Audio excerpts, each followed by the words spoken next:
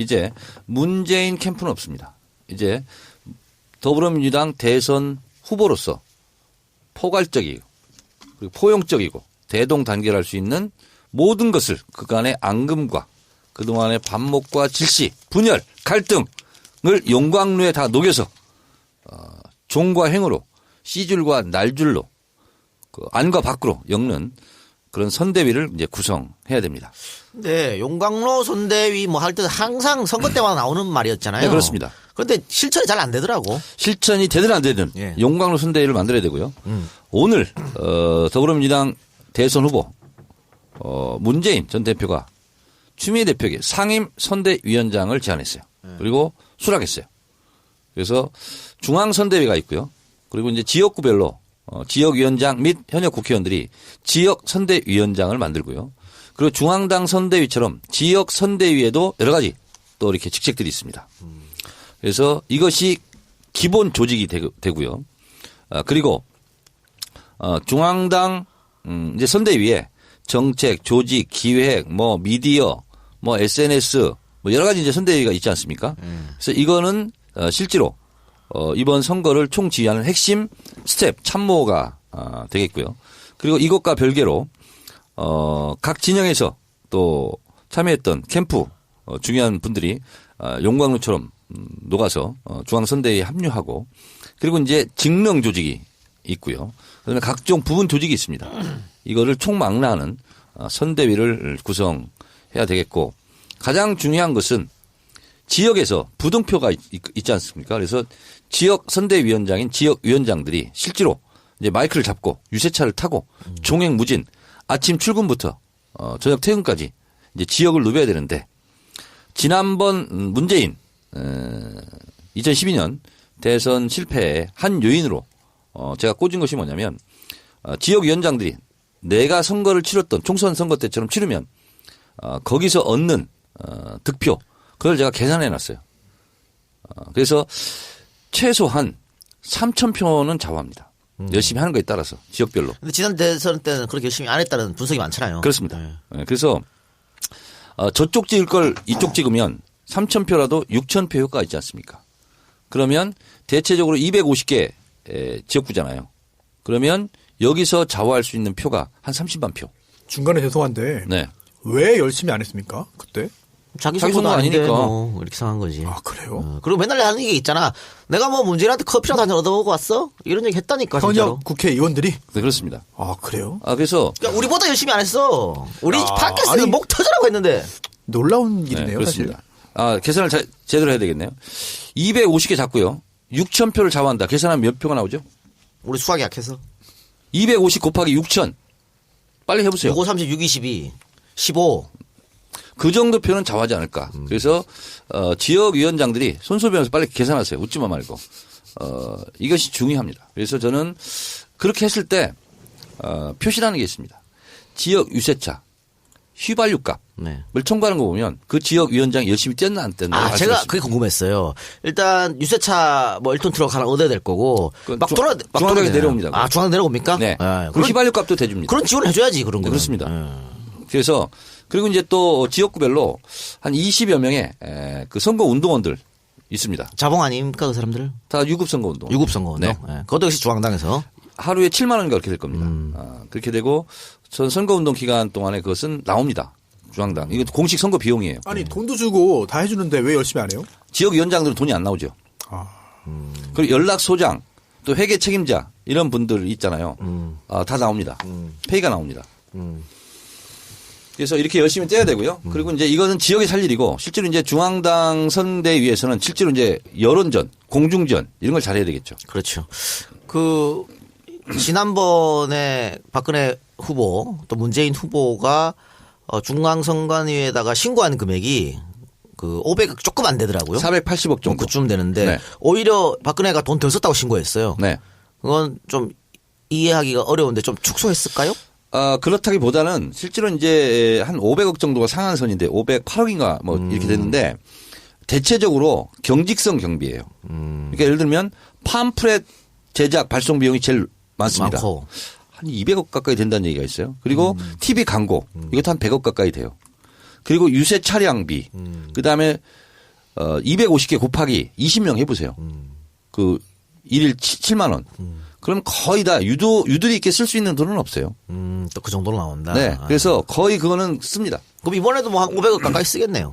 그렇습니다. 500억 약간 넘든가. 그런데 이것은 이제 국가에서 이제 주는 거기 때문에 선거 공영제로 15% 이상 받으면. 그렇습니다. 이제 국가 보조로 다 되는 거기 때문에 이제 사실은 국가 예산으로 쓰는 거죠. 정확한 법적 선거 비용이 얼마인지 혹시 소수 508억일 겁니다, 아마. 예, 이번 19대 대통령 선거에서 이제 법정 선거 비용이 509억 9,400만 원인데요. 한 510억쯤 되네 그러면. 네, 그렇습니다. 약 510억 원인데 보통 이제 예상치 못하게 조금 더 썼다는 증거가 어디선가 나올 수 있기 때문에 약간 조정을 하잖아요. 꽉 채워서 안 쓰잖아요. 네. 어느 정도. 예전에도 이제 그 총선 때도 추가적으로 드러날 수 있는 부분이 있기 때문에 좀 줄여서 한도 좀 여유를 두고 신고하는 경우도 있었는데 요즘에 모르겠습니다. 실제로 쓴 것만 다 신고하는 건지. 이제 이 선거법에서 당선되고 나서 국회의원들도 이게 오버가 된다. 1억 5천이 한계인데 예를 들어서 1억 5천으로 신고했다. 나중에 선관위에서 이건 빠지지 않았냐. 신고를 한 순간 당선 무효가 돼요. 그러니까요. 그래서 예를 들면 1억 5천은 신고한다. 그러면 한 1억 3천 정도로 일단 신고하고 그럼 추가 되거든요. 네. 그래서 1억 5천이 안 넘도록 이게 그것도 하나 이제 요령입니다. 그러니까 뭐 영수증 처리된 거 다 신고하면 되겠네요. 그렇습니다. 그렇죠? 예, 예. 그래요. 근데 이제 선거 비용으로 처리할 게 있고 예를 들면 국회의원 선거 같은 경우는 사무실 임대료 이것은 선거 비용에 포함이 안 돼요. 그러니까 1억 5천이다 할지라도 그런 비용은 빼야 돼. 근데 또 불법은 아니에요, 그게. 그래서 국회의원 선거는 대체적으로 2억에서 2억 5천 정도 그 정도를 들면 합법적인 작업으로 선거를 치렀다 이렇게 보시면 돼요. 예.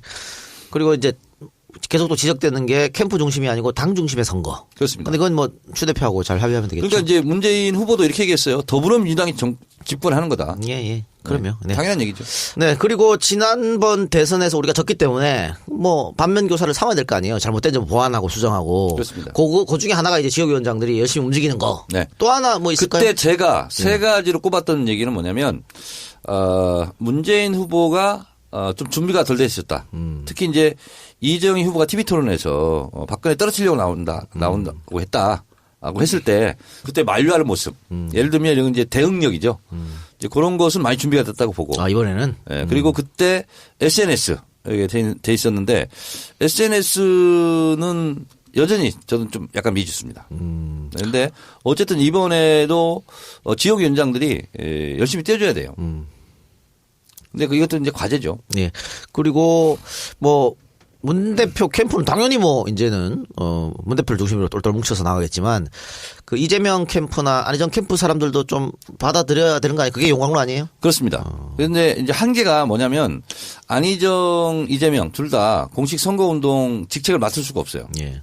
지자체장이기 때문에.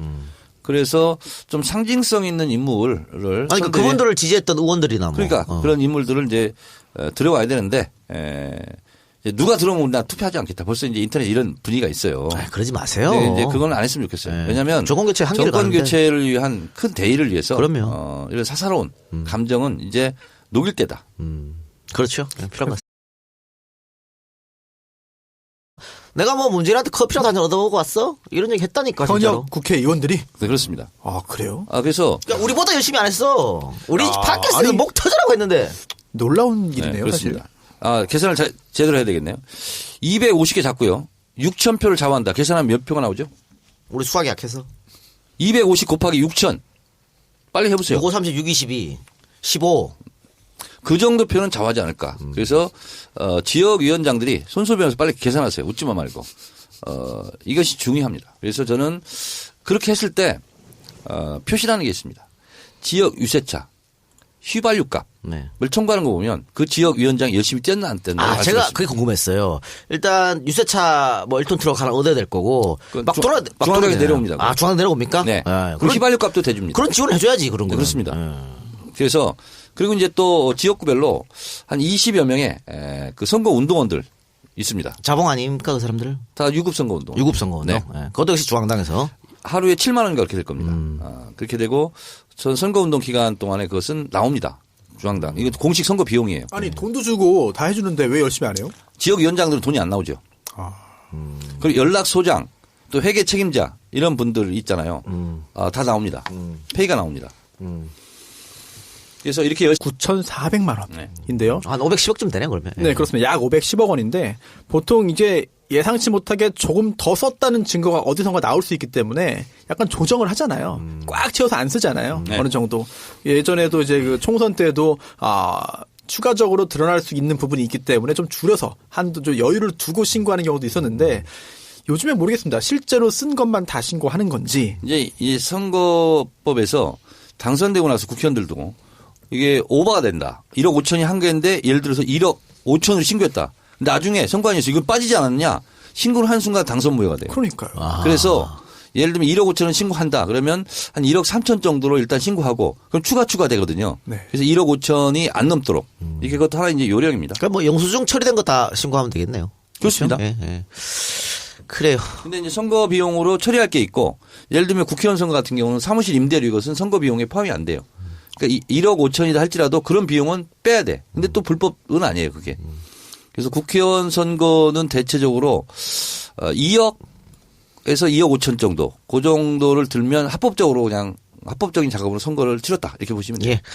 그리고 이제 계속 또 지적되는 게 캠프 중심이 아니고 당 중심의 선거. 그렇습니다. 근데 그건 뭐 추 대표하고 잘 합의하면 되겠죠. 그러니까 이제 문재인 후보도 이렇게 얘기했어요. 더불어민주당이 집권하시면 떼야 되고요. 그리고 이제 이거는 지역에 살 일이고 실제로 이제 중앙당 선대위에서는 실제로 이제 여론전, 공중전 이런 걸 잘해야 되겠죠. 그렇죠. 그 지난번에 박근혜 후보 또 문재인 후보가 중앙선관위에다가 신고한 금액이 그 500억 조금 안 되더라고요. 480억 정도. 그쯤 되는데 네. 오히려 박근혜가 돈 더 썼다고 신고했어요. 네. 그건 좀 이해하기가 어려운데 좀 축소했을까요? 그렇다기보다는 실제로 이제 한 500억 정도가 상한선인데 508억인가 뭐 이렇게 됐는데 대체적으로 경직성 경비예요. 그러니까 예를 들면 팜프렛 제작 발송 비용이 제일 많습니다. 많고. 한 200억 가까이 된다는 얘기가 있어요. 그리고 TV 광고 이것도 한 100억 가까이 돼요. 그리고 유세 차량비 그다음에 250개 곱하기 20명 해보세요. 그 일일 7만 원. 그럼 거의 다 유들이 있게 쓸 수 있는 돈은 없어요. 또 그 정도로 나온다. 네. 그래서 거의 그거는 씁니다. 그럼 이번에도 뭐 한 500억 가까이 쓰겠네요. 그렇습니다. 500억 약간 넘든가. 그런데 이것은 이제 국가에서 이제 주는 거기 때문에 선거 공영제로 15% 이상 받으면 그렇습니다. 이제 국가 보조로 다 되는 거기 때문에 이제 사실은 국가 예산으로 쓰는 거죠. 정확한 법적 선거 비용이 얼마인지 혹시 소수 508억일 겁니다, 아마. 예, 이번 19대 대통령 선거에서 이제 법정 선거 비용이 509억? 그것과 별개로 각 진영에서 또 참여했던 캠프 중요한 분들이 용광로처럼 녹아서 중앙선대위에 합류하고 그리고 이제 직능 조직이 있고요. 그다음에 각종 부분 조직이 있습니다. 이거를 총망라하는 선대위를 구성해야 되겠고 가장 중요한 것은 지역에서 부등표가 있지 않습니까? 그래서 지역 선대위원장인 지역위원장들이 실제로 이제 마이크를 잡고 유세차를 타고 종횡무진 아침 출근부터 저녁 퇴근까지 이제 지역을 누벼야 되는데 지난번 문재인 2012년 대선 실패의 한 요인으로 제가 꽂은 것이 뭐냐면 지역위원장들이 내가 선거를 치렀던 총선 선거 때처럼 치르면 거기서 얻는 득표 그걸 제가 계산해 놨어요. 그래서 최소한 3,000표는 좌우합니다. 열심히 하는 거에 따라서 지역별로. 근데 지난 대선 때는 그렇게 열심히 안 했다는 분석이 많잖아요. 그렇습니다. 네. 그래서 저쪽 찍을 걸 이쪽 찍으면 3,000표라도 6,000표 효과가 있지 않습니까? 그러면 대체적으로 250개 지역구잖아요. 그러면 여기서 좌우할 수 있는 표가 한 30만 표. 중간에 죄송한데 네. 왜 열심히 안 했습니까? 그때? 자기 자기 선거도 선거 아닌데 아니니까. 뭐 이렇게 상한 거지. 아, 그래요? 그리고 맨날 하는 게 있잖아. 이제 문재인 캠프는 없습니다. 이제 더불어민주당 대선 후보로서 포괄적이고 그리고 포용적이고 대동단결할 수 있는 모든 것을 그간의 앙금과 그동안의 반목과 질시, 분열, 갈등을 용광로에 다 녹여서 종과 행으로 씨줄과 날줄로 그 안과 밖으로 엮는 그런 선대위를 이제 구성해야 됩니다. 네, 용광로 선대위 뭐 할 때 항상 선거 때마다 나오는 말이었잖아요. 네, 그렇습니다. 그런데 실천이 잘 안 되더라고. 실천이 되든 안 되든 예. 용광로 선대위를 만들어야 되고요. 오늘 더불어민주당 대선 후보 문재인 전 대표가 추미애 대표에게 상임 선대위원장을 제안했어요. 그리고 수락했어요. 그래서 중앙선대위가 있고요. 그리고 이제 지역구별로 지역위원장 및 현역 국회의원들이 지역선대위원장을 만들고요. 그리고 중앙당 선대위처럼 지역선대위에도 여러 가지 또 이렇게 직책들이 있습니다. 그래서 이것이 기본 조직이 되고요. 그리고 중앙당 이제 선대위에 정책, 조직, 기획, 뭐 미디어, 뭐 SNS 뭐 여러 가지 이제 선대위가 있지 않습니까? 그래서 이거는 실제로 이번 선거를 총지휘하는 핵심 스텝 참모가 되겠고요. 그리고